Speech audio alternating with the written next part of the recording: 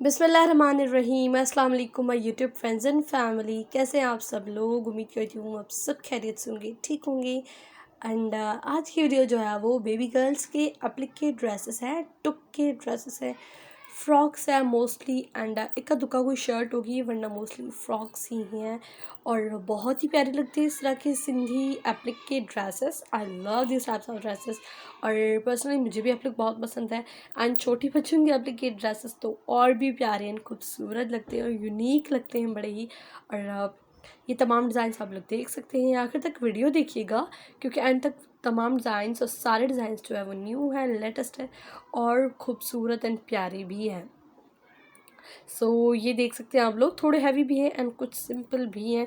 इसके अलावा भी बहुत सारी वीडियोस हैं, अगर आप लोगों को इसके अलावा वीडियो देखनी है तो काइंडली आप लोग मेरे चैनल की प्लेलिस्ट में जाकर वहाँ बेबी गर्ल्स के हैंड एम्ब्रॉयडर्ड एंड एप्लिक के ड्रेसेस का फोल्डर बना हुआ है सेपरेट, वो पिन करेंगे तो मोर दैन 100 वीडियोज़ आप लोगों को जो है वो इस तरह के ड्रेसेस की नज़र आएगी, जो कि बहुत ही ज़बरदस्त एंड प्यारे हैं।